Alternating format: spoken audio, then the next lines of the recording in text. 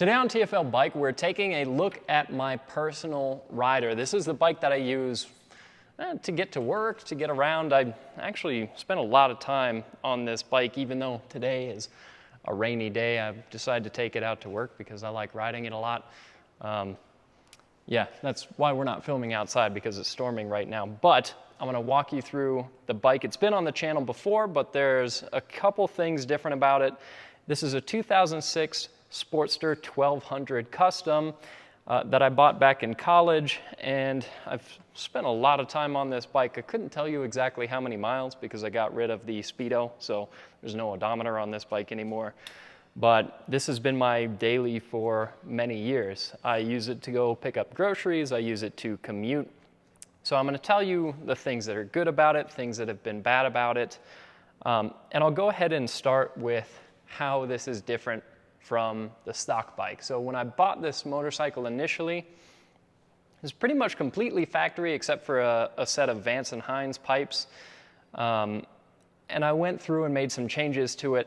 Really pretty simple changes. So starting at the front, this is a 19-inch wire spoke wheel. Originally it had a 21-inch wheel that was 2.15 inches wide, so very narrow. This is a wider and shorter wheel, so it's a little bit less choppery, cruisery, and fits the Scrambler style that I adapted this bike to. So that, I also took the front fender, and originally actually this was the front of the fender, and the back of the fender extended even further out. So I flipped it around, that shortened this end of it effectively, and then I cut and rounded out this end of it. So it's just a slightly modified fender. Original headlight, original hand controls, but I've got this Biltwell moto bar and also these Biltwell risers. This is just a really inexpensive and clean setup for more of the Scrambler look. And then I have a bunch of parts from a company called Kinetic Motorcycles that make some really cool stuff. So these knurled grips, these are from Kinetic, as well as these knurled foot pegs, and also these pipes up here that I just got on the bike recently. It's a cool set of pipes. What I like about these is that they run up along the side of the bike, which fits the Scrambler style a little bit more.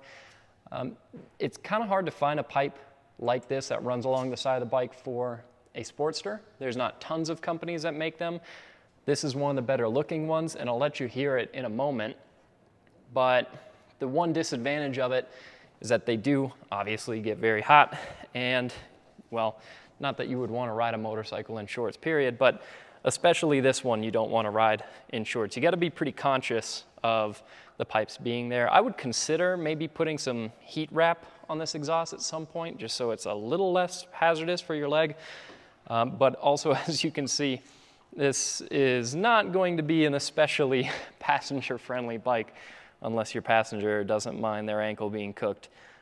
This is not my only motorcycle. I also have my first motorcycle ever, Honda CB750. That's going to be my quieter, more passenger-friendly bike. This bike is really just for me to enjoy. So I might even pop those foot pegs off of there, the passenger pegs, because I don't really need them. And this isn't a great bike for a passenger either. So moving on with the modifications, I've got these much longer Burley brand stiletto shocks on the back. These are inexpensive. They're like 270 bucks. It's not a fancy set of shocks, but this is what lifted the back end. So originally, the seat on the Sportster is more of a saddle shape that comes up in the back, and the fender comes out of the way of the back tire, so the back end can be a lot lower. Now my seat just comes straight back, and so the back end had to be lifted for clearance. But if I have a passenger on the back here, it drops this back end down low enough that it will rub, which is not ideal. So this was never really a great passenger bike anyways. To round out the back of the frame, I just put in a hoop and an LED tail light here. It's kind of weird having to put a hoop on this frame because it's a square frame, so I just used some bicycle handlebar tape to make that transition look a little less awkward. It still looks kind of awkward. At some point, I'd like to make this a little bit better, but I mean, this is just a bike that I put together in my backyard. I bought the motorcycle initially for $3,400. It was never that crazy nice of a fancy bike, and I never really meant for it to be all that heady of a build. I mean, this is just spray paint on the tank. I built some simple brackets to adapt this. This is a CB750 tank to this frame. I like the shape of this a lot better. It's bigger, blockier. I think it goes well with the Scrambler style of the bike. It makes it look old school, makes it look a lot less like a Harley-Davidson. I've had a number of people ask me if this is a Triumph, this bike, people who aren't necessarily bike people. I've had people ask me if it's a Honda. So this tank and that seat design really changes up the style of the motorcycle a lot. The seat was also an easy to get part that's not that expensive. This was $150 from a company called SCO Customs. This guy will make a seat in a bunch of different colors. You can tell him how thick you want it to be, how wide you want it to be. If you want him to have an upswept back on the seat for a hoop that kicks up like mine. So that's a really nice resource and part to have. But overall, this has just been honestly a fantastic bike. It develops the occasional oil leak that you have to go in and fix. I've had it happen a number of times just recently. I went and replaced the little O-ring that seals off the clutch cable here because that was leaking. So yeah, it just happens every now and then that this bike will spring a leak. That's, you know, kind of classic Harley-Davidson. But other than the occasional oil leak, which doesn't keep this bike from running by any means, this has been an unbelievably solid, reliable bike. I've had to do very little to it to keep it going. It's really just been the occasional oil leak. My fork seals went at one point a couple of years ago, and I rebuilt the forks. Easy enough job. So just regular maintenance on it. It hasn't given me any issues. I know a lot of people refuse to believe that there's such a thing as a reliable Harley, but this has been a really solid bike for me. Really, the worst thing about it is that it's not the most stable at speed. If I'm going, I would say, above 80 miles an hour, the front end has a bit of a shimmy to it. So at some point, I'd like to put a steering stabilizer on there, and I think that'll at least help. It would be really nice if that went away. So yeah, this is not a shockingly stable bike. It's also really, really heavy. From the factory, I think these are about 560 pounds. I'm sure I shaved a little bit of weight off of this one with some of the modifications I did to it and things I pulled off like the rear fender, but it's still a really heavy bike. And because this back end is lifted up, the bike leans over a lot.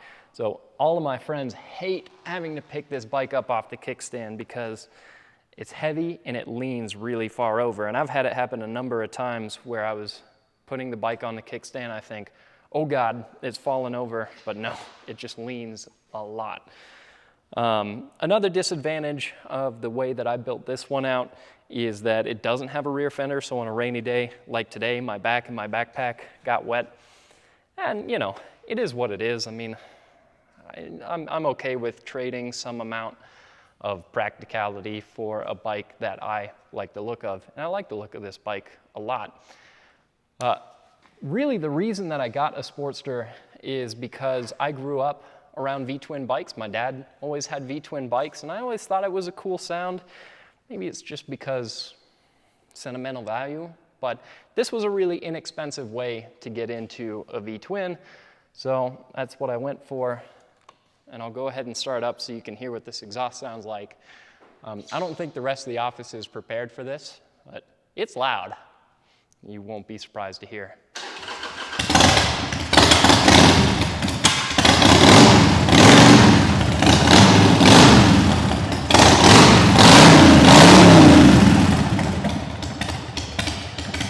Yeah, it's not subtle, but these pipes versus the Vance & Hines pipes that were on it, I mean, those were pretty much straight pipes too.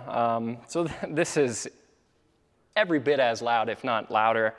I did select these Kinetic pipes with baffles, so there are technically baffles in it, but I mean, look at this rear pipe. It's like a foot long. So there's not really a lot of quieting that you can do with that. And so it was bound to be loud one way or another. I think these pipes, especially under load when you're going down the road, sound way better than the Vance & Hines pipes did. The openings to those pipes were spaced out pretty far. Like the opening to each pipe was probably 2 feet from the other. So just with the openings on this exhaust being right next to each other and that sound coming from the same place and even just being a little bit closer to your ear, I really, really like the way that it sounds with this pipe. This is an expensive pipe. It was like 800 something bucks, but worth it to me. This has kind of reinvigorated my excitement for being on this bike. So that's really been my experience with it so far. It's definitely not much of an off-roader. There are people that take these bikes and genuinely ride them hard off-road, which is bold. Respect to anybody that does that, because it doesn't feel like a dirt bike by the furthest stretch of the imagination. At some point, I do need to go away from the belt drive, go to a chain conversion. That's really the next big step here for making this more of a scrambler, because this is just super out of place. You look at the bike and think, what the hell is a belt drive doing on that bike? That's just going to be another couple $100 that I don't really have to throw at it at the moment, but work in progress. Super fun bike to ride. I use it as a cruiser. I like the look of the Scrambler, and it does give me a little bit of extra versatility out here in Colorado where there's a lot of gravel roads, also just a lot of gravel on regular paved roads. So it's been a good bike overall. I highly recommend it. Fun and easy to work on, fun to ride, relaxing, torquey. Not fast, but fun. So let me know in the comments what you think down below. Do you like it? Do you think I'm the worst person in the whole world for having a Sportster? Alex is nodding his head. Yeah, let me know what you think down in the comments below. And if you have any cool custom bikes of your own, feel free to shoot us an email at ask@tfltruck.com. We'd be happy to work with you on making a little video about your bike, and we could feature it on the channel. So yeah, drop us a comment and we'll see you in the next video.